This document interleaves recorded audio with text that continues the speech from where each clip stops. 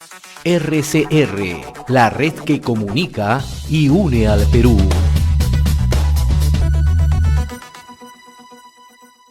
Vamos a hablar al respecto, estamos en contacto, agradecemos al doctor Gines Barrios Aldarete, ex consejero del Gobierno Regional de Junín, abogado procesalista penal. Doctor Barrios, muy buenas tardes. ¿Cómo le va, Lizardo? Un gusto, a sus órdenes.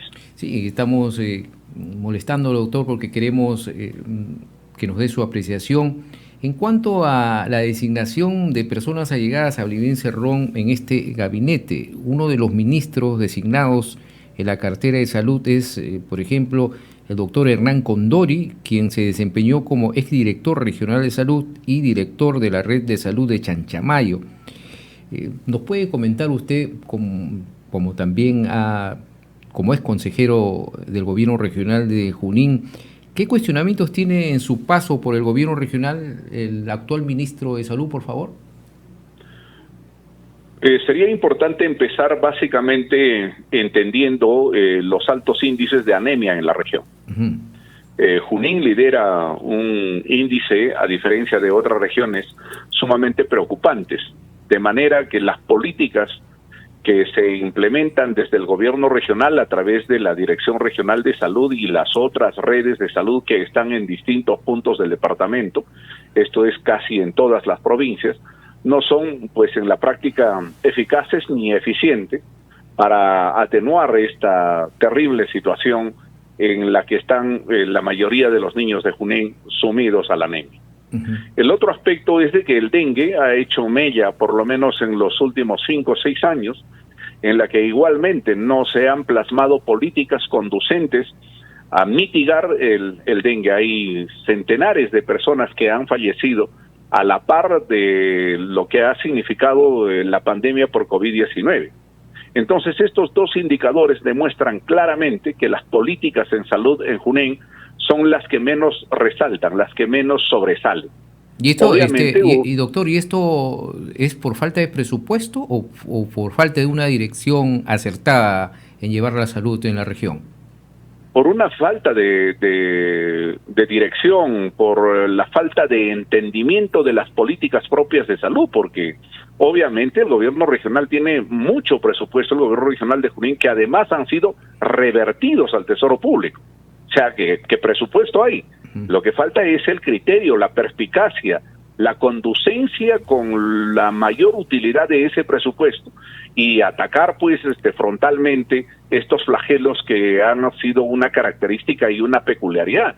No por gusto el señor Cerrón se ha ganado merecidamente el título en su primera gestión de haberle llamado a la población como el doctor Anemia, ¿no? Entonces eso definitivamente es clarísimo. Así que respecto a salud, lamentablemente pues se hace muy poco en la región Junín y dentro de eso pues tendrá que responder, y ahora tiene un reto bastante importante el señor Condori, porque una cosa es manejar una pequeña red de salud en la selva central o de momento en la Dirección Regional de Salud, y ahora tener en sus manos un ministerio de un sector bastante álgido y sensible, ¿no? Ahora, si no ha sido bien manejado en lo que respecta a una región, va a ser muy difícil que lo pueda manejar a nivel nacional como ministro. Definitivamente ahí el señor aparece básicamente por la directa recomendación del señor Cerrón.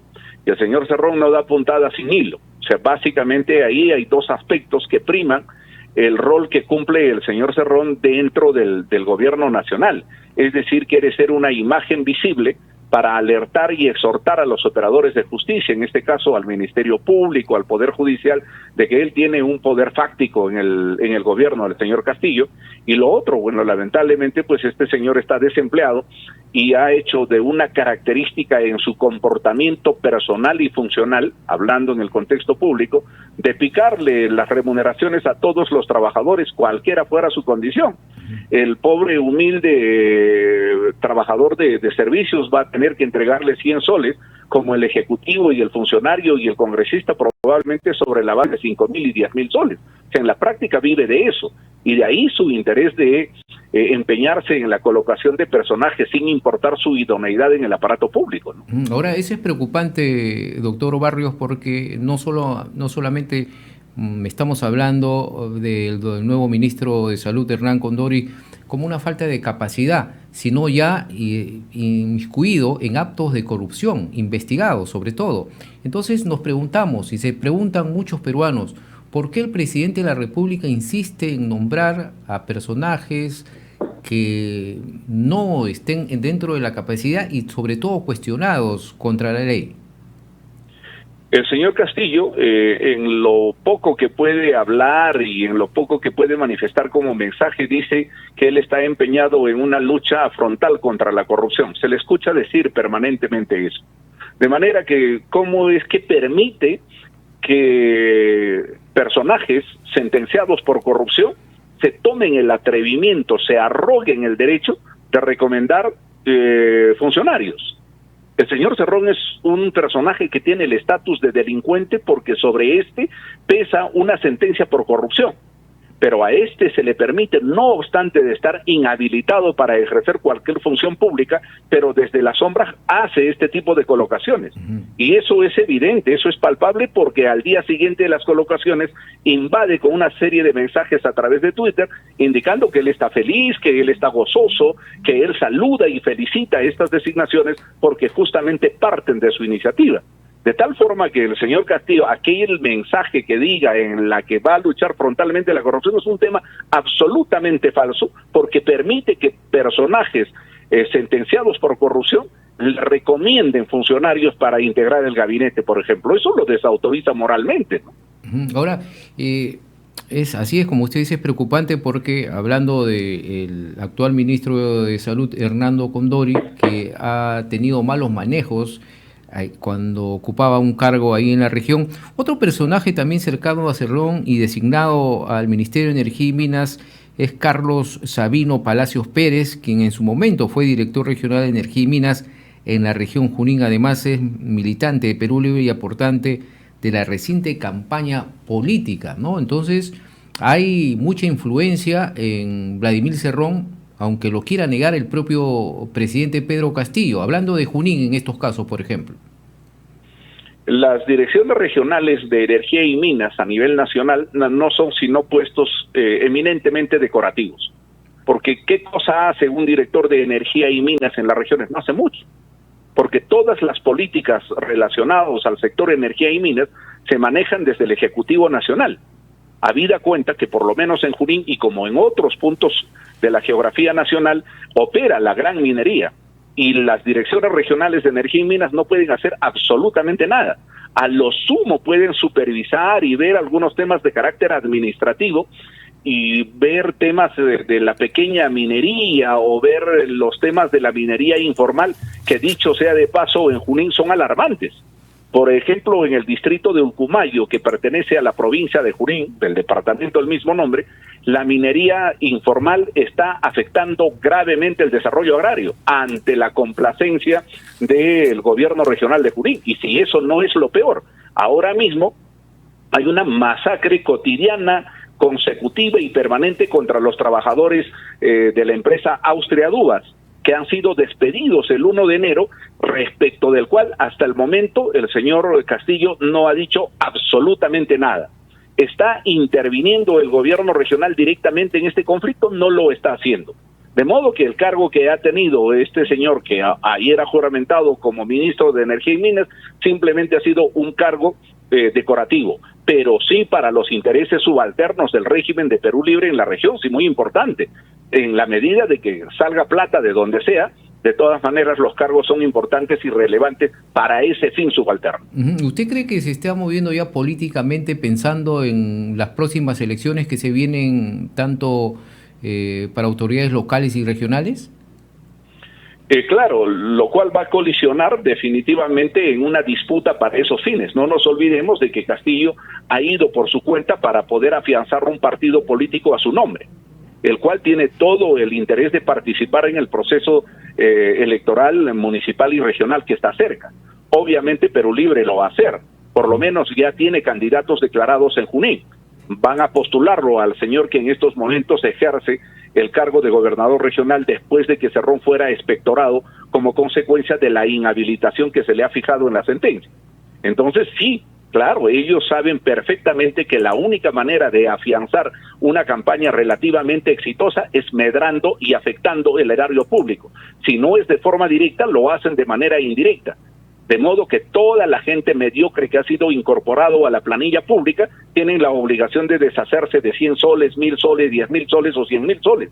O otros mecanismos para poder afectar el patrimonio del Estado, como el caso de los tristemente célebres dinámicos del centro. Entonces el presidente de la República, como muchos dicen, no sabe lo que hace, sino más bien sí sabe lo que hace. Está moviendo fichas claves, pensando quizás en las próximas elecciones. Le digo esto porque justamente hoy hablábamos con el señor Raúl Martínez, por ejemplo, que es un analista político también en Piura, y estaba manifestando que la salida de Hernando Ceballos como ministro de Salud es una estrategia política para que pueda postular, por ejemplo, en el caso de Hernando Ceballos, a la presidencia regional de Piura. Entonces estaría manejando ya pensando en las elecciones que se vienen, como le decía. De hecho, y eso va a generar una nueva crisis, porque esas disputas van a ser un nuevo referente de la futura crisis política. Porque ahí mismo también está otro que tiene afanes electorales muy cercanos, como es el caso del señor Bermejo. En la medida de que puedas terminar tal vez muy bien librado, si es que no se revoca la sentencia de primera instancia que lo ha favorecido por sus vínculos con el terrorismo.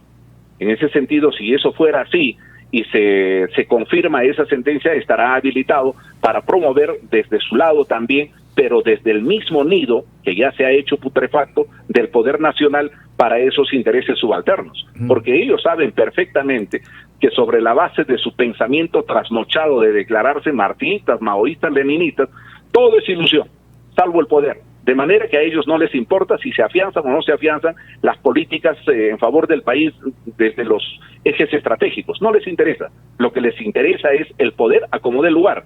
Si es que no se ha podido lograr en el inmediato plazo, obviamente la están gestando en el plazo más largo. Y entre esos, cualquiera fuera el interés que tienen estos, está la monserga esta de la constituyente, ¿no?